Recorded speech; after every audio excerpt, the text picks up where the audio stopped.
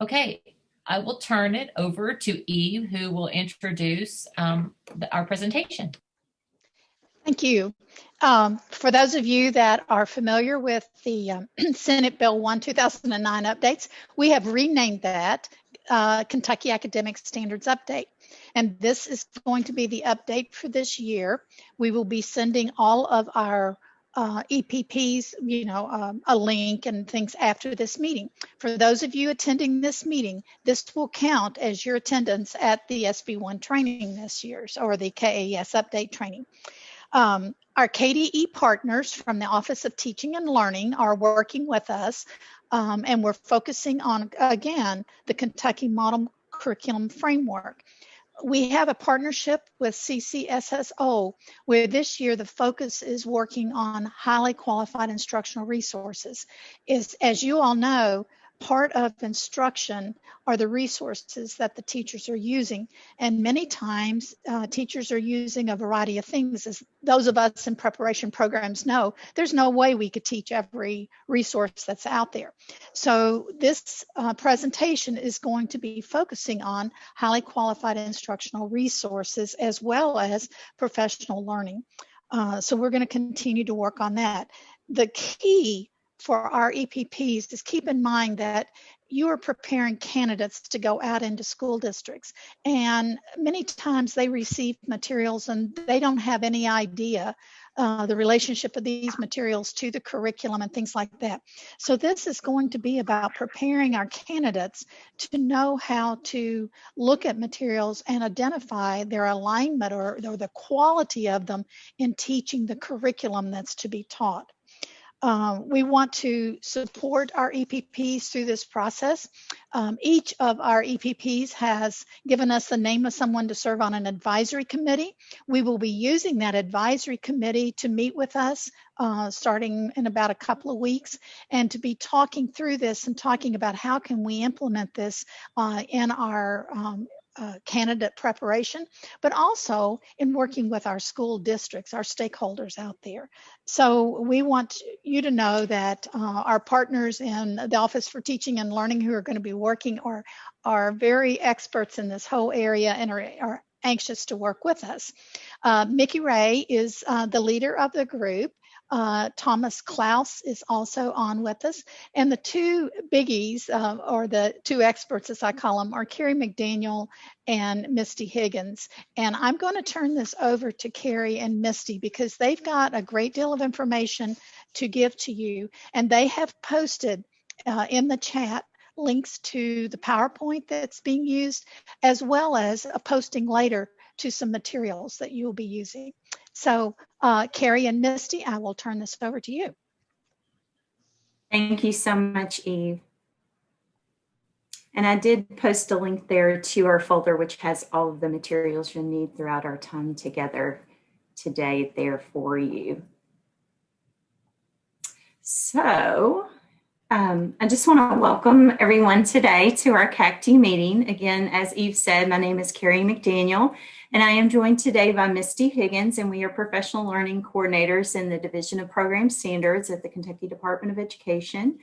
And today we will be sharing resources with you that support standards implementation and really promote student equity. Before we get started, just as a reminder, you can access all of the resources needed for today in the KACTE folder that was just shared with you there in the chat, as well as it was shared with you, I know, previously to this meeting via email. Hopefully you had an opportunity to print those materials off ahead of time, but if not, just know that those are readily available to you in that KACTE folder. We will be placing links to all of the resources you'll need throughout our time together today. So as resources are mentioned, be sure to check your chat box for those links. And you may want to bookmark any websites that are shared for reference later. And finally, because we wanted to be mindful of your thinking, we do encourage you to post any questions you may have along the way in the chat. Misty and I will do our best to, Misty and Mickey and I will do our best to address those during our time together today.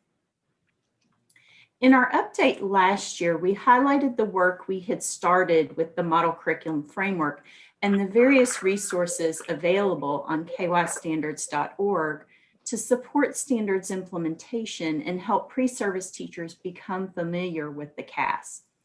This year, we will be continuing our learning around resources that support standards implementation with a focus on promoting student equity, which will really help you to differentiate the roles of standards, curriculum, and instructional resources, define HQIRs, high quality instructional resources, and HQPL, high quality professional learning, and explain how they support teacher and student equity, and access tools and resources to support teachers and leaders in the selection of HQIRs at the local level. To address student equity, in July 2020, the Kentucky Board of Education passed a resolution affirming its commitment to racial equity in Kentucky public schools. The Kentucky Board of Education resolution states that every student in the Commonwealth deserves equitable access to effective educators who have unique experiences and perspectives, quality preparation, and are committed to the success of all learners. Now we must consider, what are the deliberate actions we are challenged with as educators? How can we ensure equitable access to learning for each and every student across the state? To answer this question, we know that local school and district implementation of the KAS is one deliberate action we must take. Another action step is providing access to high quality, standards aligned instructional resources to both students and teachers. And we will be discussing more regarding both of these action steps today. So now I'm going to turn it over to Misty to share more about our first instructional resource. So one of the main resources that we have available to support schools and districts in this work is the Model Curriculum Framework. The Model Curriculum Framework is outlined in Kentucky law, and in the bolded section on the slide, you can see guidelines for what the framework should address. In our update with you last year, we shared the first two sections of the framework that addresses the portion from the bolded section focused on supporting schools and districts as they develop their curriculum aligned to the Kentucky academic standards. Today, we want to share with you our current work focused on instructional material resources, specifically on evaluating and selecting high quality instructional resources. The better understanding our teacher candidates and those enrolled in our leadership programs have regarding the importance of selecting and using high quality instructional resources, the more we can ensure all students are getting access to equitable learning environments. To access the Model Curriculum Framework, you can go to kystandards.org, and on the homepage, you would click on Your Standards Resources.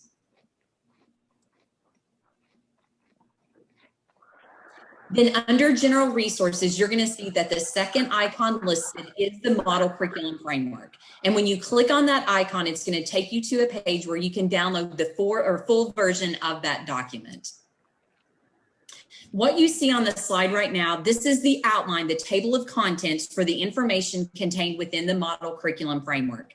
And like I said earlier, last year we shared a brief overview of the first two sections, and we want to quickly review those to ground us in the same language around some key terms moving forward. So section 1 of the Model Curriculum Framework, the introduction, it differentiates the role of standards, curriculum, and instructional resources, as well as who has the responsibility for each as defined by Kentucky law.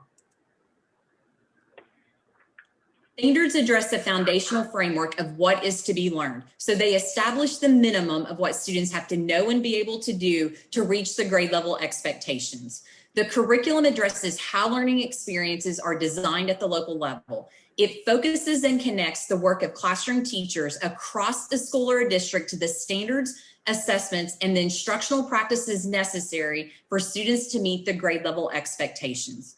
Instructional resources are defined as the print, non-print, or electronic medium designed to assist student learning.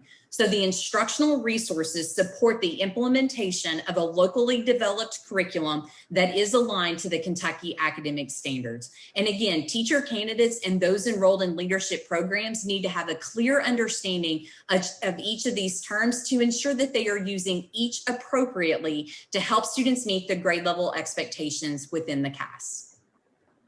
Now, we know that there are a lot of misconceptions around the state regarding these three terms. So to help, we created a graphic to help communicate and promote a common language that's focused on what's the difference and who is responsible for each. Now, if you look at the top, you will notice one difference. Instead of just saying instructional resources, it says high quality instructional resources. And today we want to spend some time taking a closer look at what we mean by high quality instructional resources and why they are important. When it comes to the responsibility, it is the responsibility of the state to establish the standards, the minimum of what students have to know and be able to do.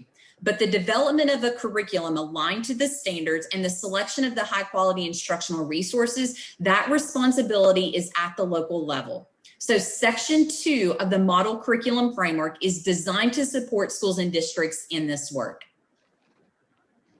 Section 2 is the curriculum development process, and it just outlines a possible process that schools and districts can use as they develop a local curriculum aligned to the KACTE. And when you look at this process, you can see that there are 4 stages and there are action steps to support the work of each phase. As we listen to feedback from the Quality Curriculum Task Force, who helped to inform this process, they highlighted the need for more support and guidance specifically around Phase 3, Step 5, in the identification of instructional resources and professional learning necessary to support implementation. And the need for more support in this area aligns with the KDE resolution of providing equitable access to both students and educators. In addition, the need for this has definitely been elevated as a result of the pandemic. We know that the pandemic didn't suddenly make teaching harder. It has been hard for quite some time, but it did expose underlying issues around student equity and resource availability. And teaching has always been challenging, but the pandemic showed us just how challenging it can be. Teachers are spending huge amounts of time simply trying to find resources to use or creating their own from scratch.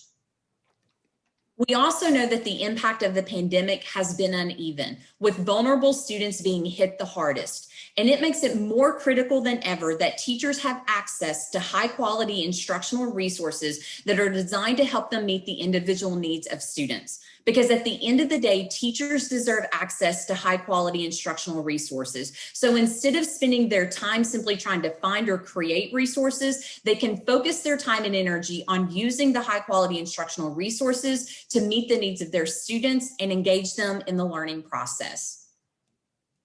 We want to show you where you can access what we currently have available to support the evaluation and selection of high quality instructional resources. So on kystandards.org under General Resources, you can click on the icon for high quality instructional resources.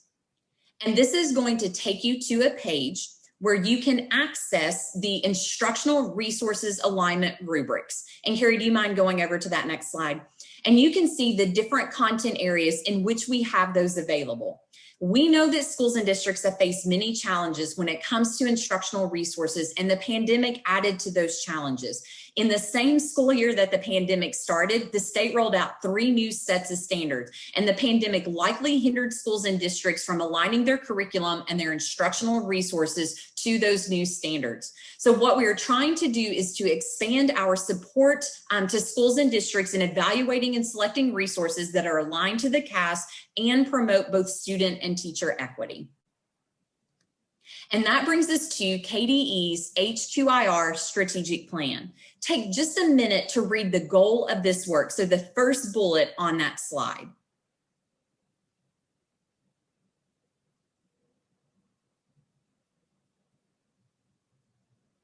As you can see, it is about empowering schools and districts with the information they need to provide teachers with access to both high quality instructional resources and high quality professional learning that help promote student equity, as well as access to grade level instruction. And as a first step in this work, we want to communicate and promote the definitions and rationale for high quality instructional resources and high quality professional learning.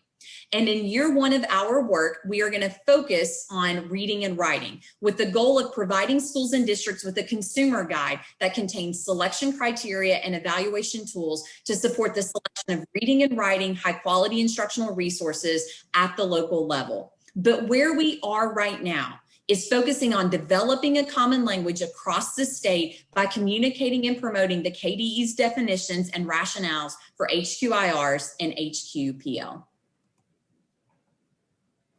So now that you've had an opportunity to hear more about our strategic plan, we want to give you a chance to activate your own background knowledge around HQIRs, the characteristics you'd associate with those, or the connections to student and teacher equity you might draw. We'd like to encourage you to post one thing in the chat or unmute and share out what's one description, characteristic, or connection to high quality instructional resources you can share. Again, feel free to unmute and share, or you can post in the chat.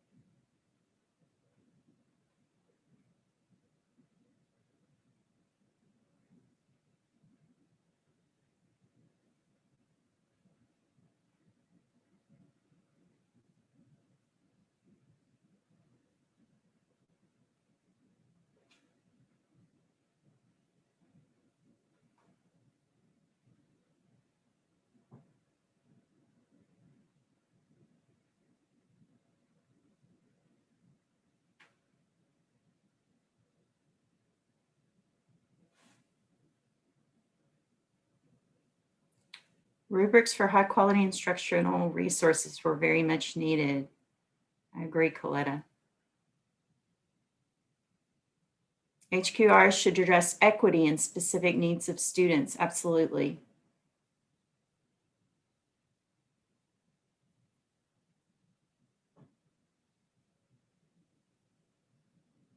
Give a little pause for think time to allow for time for a couple more. Who makes the determination that materials are high quality? What are the criteria? Great questions. We're going to address those today. Evidence-based. Thank you, Sharon. The knowledge of and access to HQIR, just as many years ago that all learned what needs to make a good citation, systems to know criteria for makes it high quality. Research-based interventions available to students have limited access, absolutely, technology and resources. So now that you've had an opportunity to activate your background knowledge around HQIRs and share that thinking with others, we want to share KDE's definition of high quality instructional resources. So the Kentucky Department of Education defines high quality instructional resources as materials that are aligned with the Kentucky academic standards, research-based and or externally validated, comprehensive to include engaging texts, problems, and assessments. So by comprehensive, we mean that the resources address the full scope of the standards for each grade level, and they include an array of pedagogical and instructional supports to meet the diverse needs of students. And as Misty alluded to earlier, by text, we mean both print and non-print resources, including books, multimedia presentations, videos, etc. Culturally relevant, free from bias. So really thinking about acknowledging students' ethnic, racial, and linguistic identities within the context of their grade level work in a way that is not clouded by unnecessary barriers that get in the way of student learning. And finally, materials that are accessible for all students. So ensuring equitable opportunities for all students, regardless of their unique experiences and qualities, to receive instruction that uses high quality instructional resources. So students can really engage meaningfully in the learning process and have an opportunity to fully demonstrate their thinking. To give you a little more information than what you read about in the flyer, high quality instructional resources are an equity issue for both students and for teachers. We know that for both students and for teachers, when teachers do not have access to high quality instructional resources, they spend on average 7 to 12 hours per week searching for resources online. So sometimes the quality of those resources are lacking, and studies by Marcy Goldberg have found that students of color from low-income families are impacted most. In fact, a 2017 RAND study supports that this is a common occurrence because 96% of teachers surveyed used Google, and 75% of teachers were using Pinterest to find their lessons and resources online. The Fordham Institute conducted a review of instructional resources and found that 64% of those resources should not be used or are probably not worth using. On the websites they reviewed, a majority of materials were rated 0 or 1 on an overall 0 to 3 quality scale.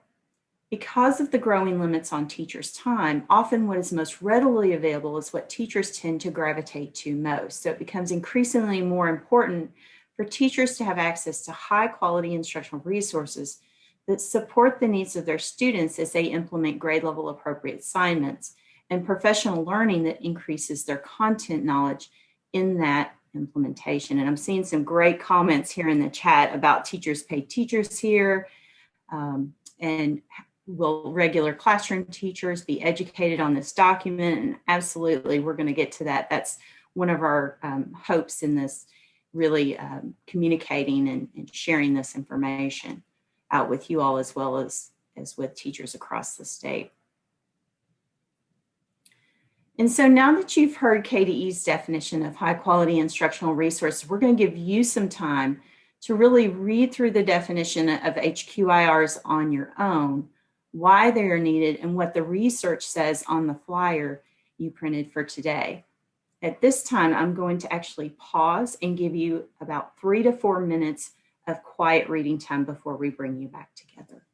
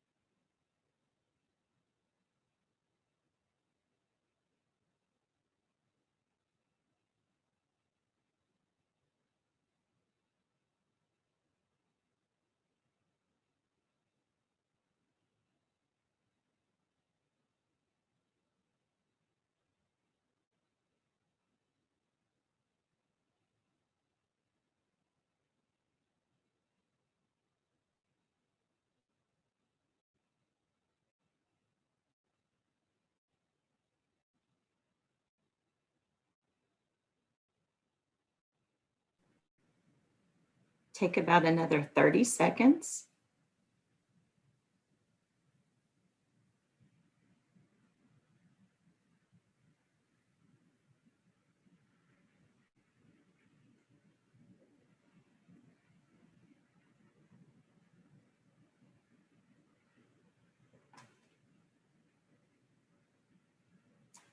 I'm going to ask you to push pause now. Right where you are is right where you need to be. And at this time, we'd like to invite you to share one takeaway from your reading in the chat. So again, I'm going to give you a little pause for think time, and I'm going to ask you to unmute and share aloud, because sometimes typing a lot in the chat takes too long, so it might be easier just to unmute and share out. Or feel free, if you have a short response, you can type that in the chat box now. What was one idea that resonated with you regarding high quality instructional resources? What stood out to you on the flyer?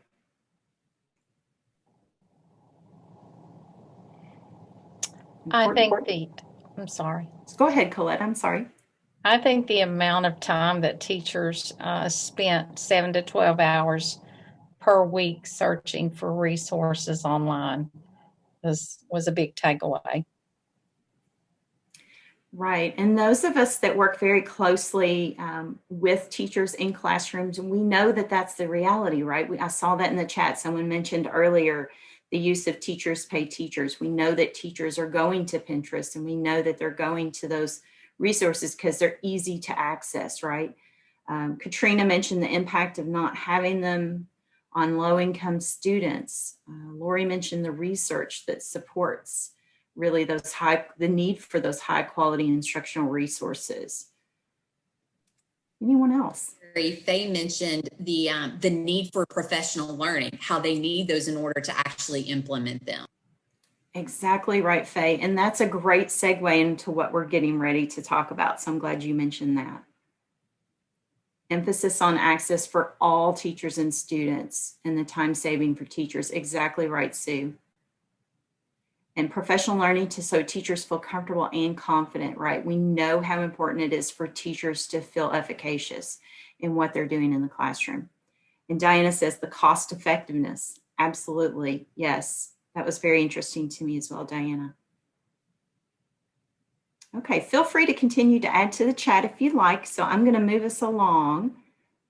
But we know high quality instructional resources are an issue of student equity also.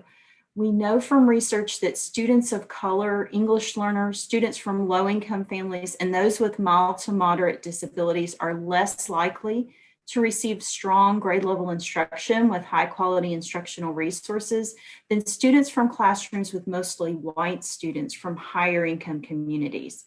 I'm sure we would agree that all students deserve access to standards-aligned instructional resources and grade level assignments to help them reach the intended learning outcomes within the KACTE. So high quality instructional resources help to ensure that students receive engaging learning opportunities that take into account the cultural diversity and perspectives of their communities, because all students are entitled to high quality resources to use, learn from, and guide their practice. So aside from knowing all students deserve an equitable education, why else should we consider high quality instructional resources?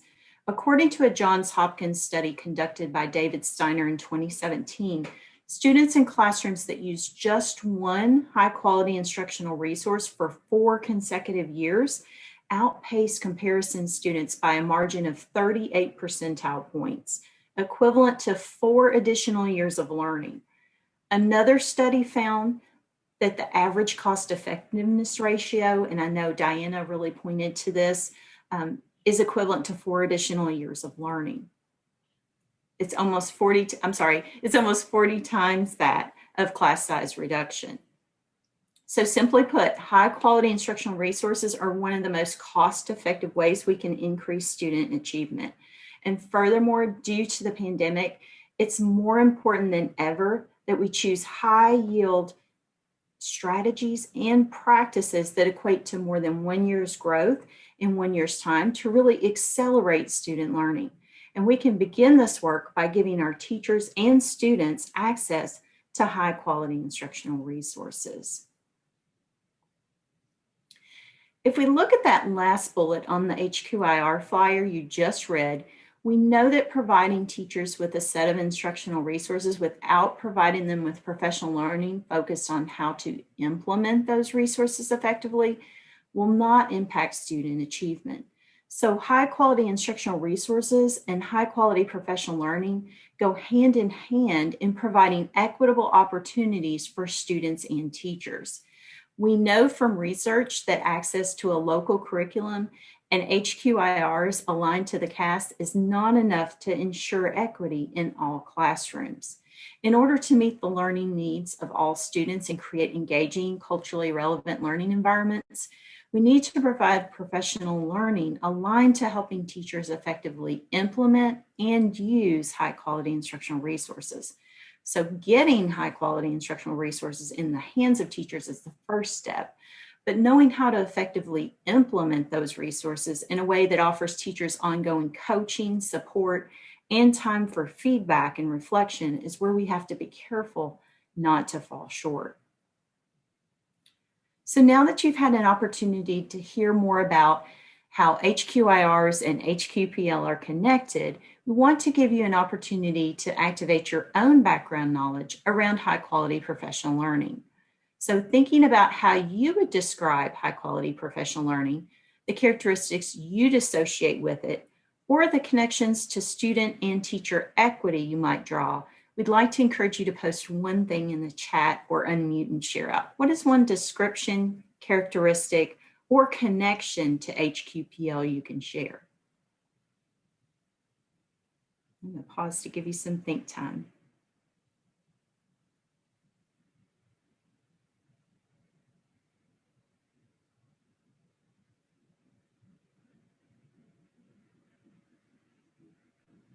Continued coaching and support, not one and done. Exactly, Faye.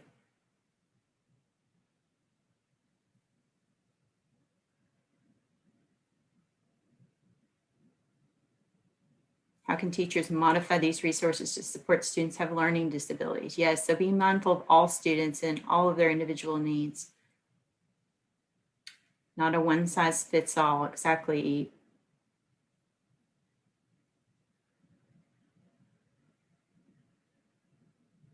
Accessible by all teachers.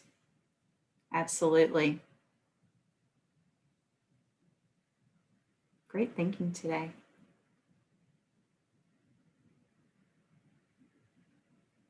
Feel free to continue to post in the chat, and I'm going to move us along.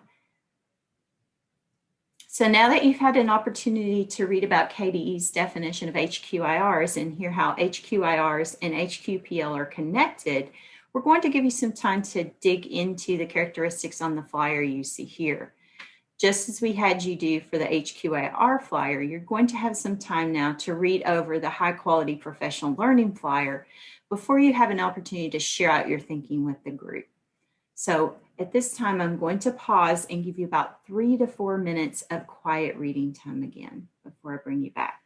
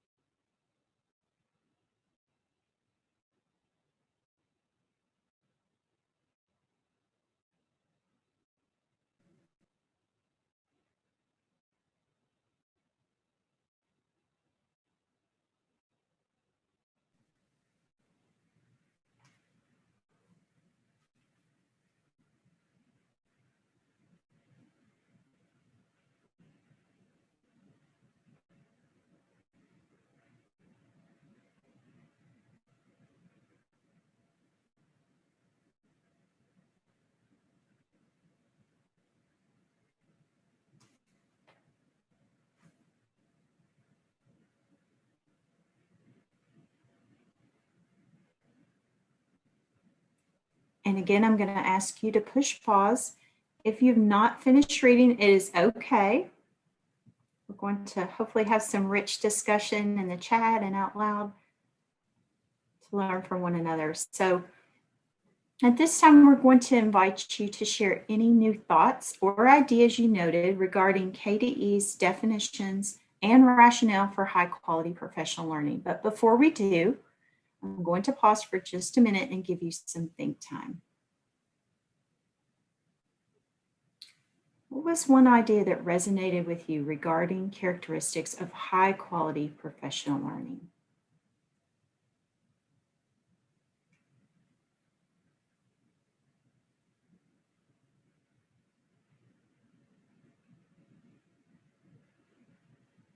So at this time, feel free to unmute and share, or share your thinking in the chat now. What was one idea that resonated with you, really stood out to you as you read?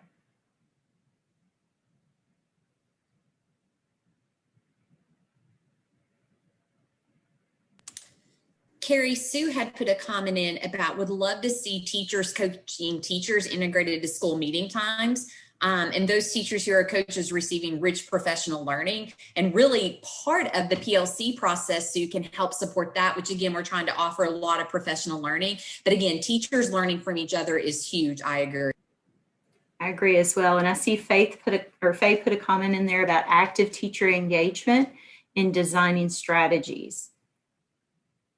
Yes, the focus on providing high quality professional learning based on content is important, something that can be shared with in-service and pre-service teachers. And so that's exactly why you're here today. And so we're excited to share this with you.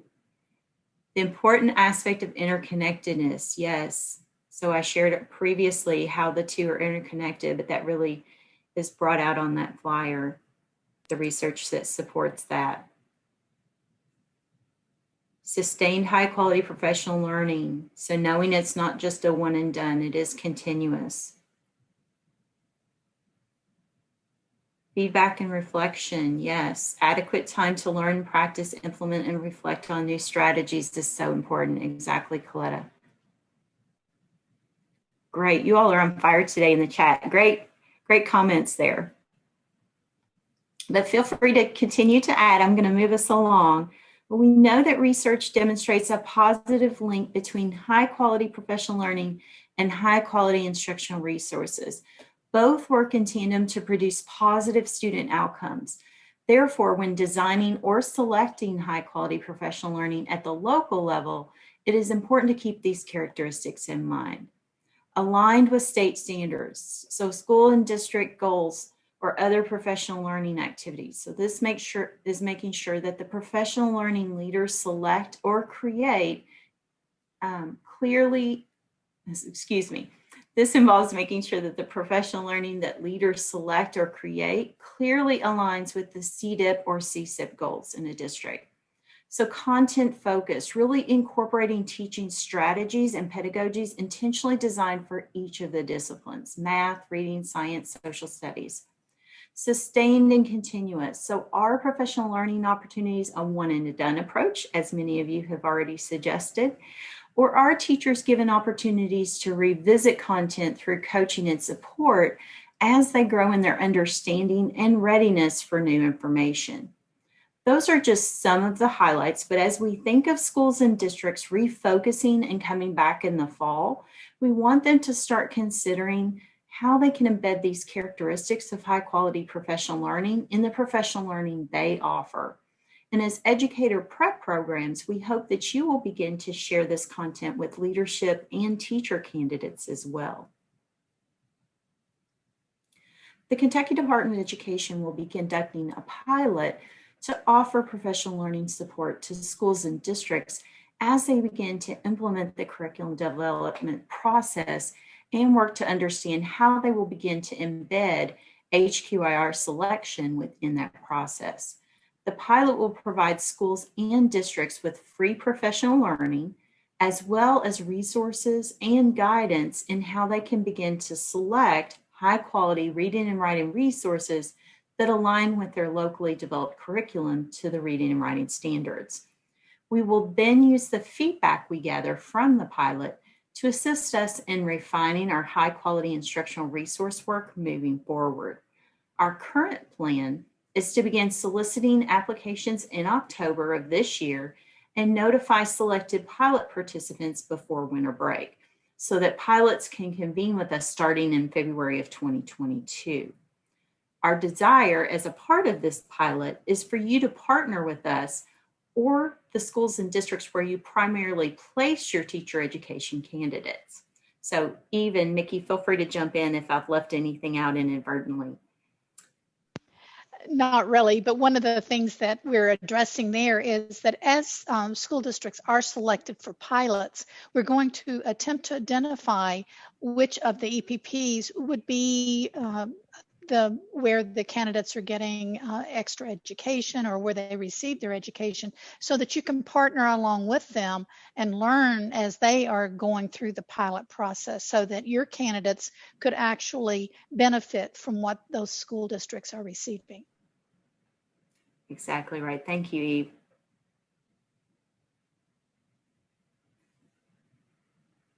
And Kim asked, will you be piloting in one or more school districts across the state? Absolutely, yes. We're hoping to get a wide range sample from across the state of Kentucky of schools with different demographic makeups from both elementary, middle, and high school. Great question. Feel free to continue, put your questions in the chat about that. And I'm going to turn it over to Misty at this time, where she is going to wrap us up with a final reflection. And I just want to reiterate something Carrie said about your all's participation. Thank you very much. We know sometimes engagement participation in the virtual setting can be a little awkward. So we just thank you so much for doing that. And we just want to have you kind of reflect on what we have gone over today. And I know it was probably a lot of information in a short amount of time, but our learning goal was that you were learning about resources to support standards implementation and promote student equity. And so 3 questions to just consider. One is just based on your learning today, what might be some new learning you are walking away with? What are maybe some resources that we've shared that you could use, and how might they apply to your current role? Like, how could you take this information and use it in your current role? Second, what might be next steps for sharing that information back at your university or college? And then finally, what are maybe some additional supports you need from us to support you in this work moving forward? So I'm just going to pause and give you a little bit of just some think time around those questions, and then we'll have you either unmute and share or put those in the chat. So just kind of pause and reflect on those 3 questions.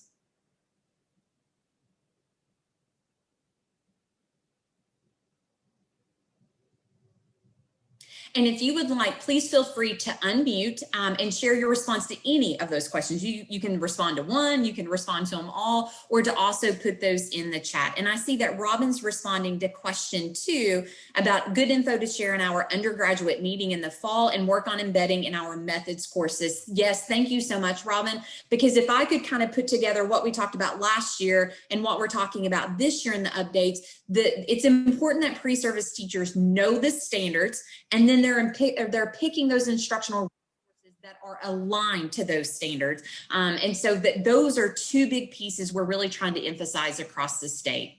Again, feel free to unmute or add in the chat.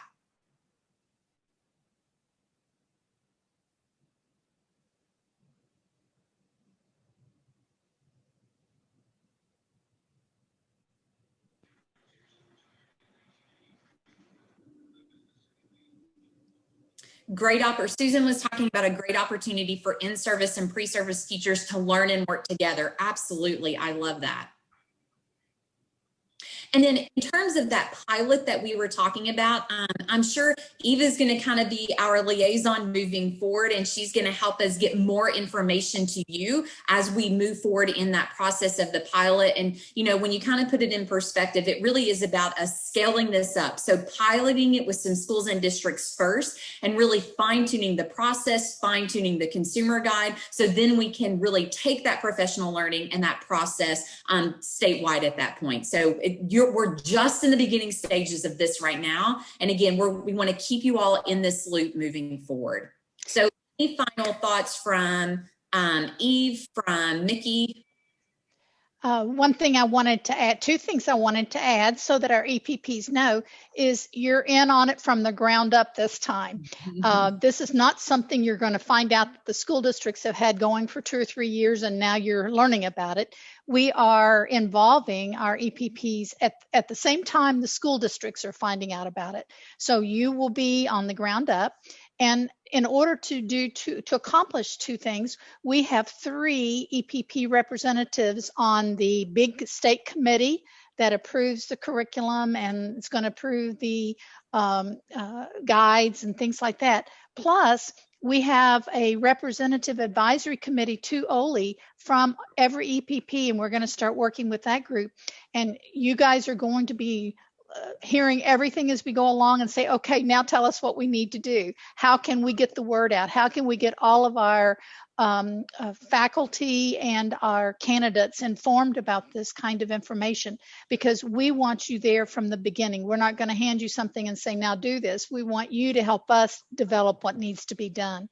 So, and the suggestion that was just posted in the chat about going through the Masters in Education teacher leader courses is another great place, because you talk about good peer coaching and things. I think that's the kind of information we want, and we're going to give you lots of opportunities to help us think what should we be doing. So our it's a partnership this time through and through. So we appreciate Misty and Carrie and Mickey's work with us and collaboration with us, and your all's collaboration back, because instead of just receiving, we're going to ask you what you need.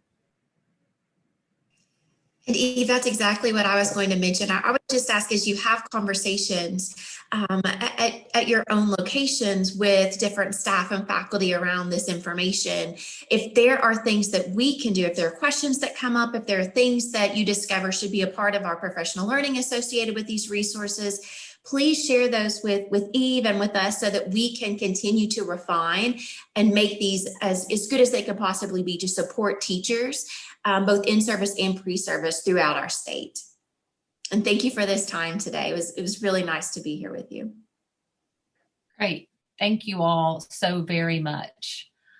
So if there are no further questions, I will just give a brief update based on the agenda that's in the chat.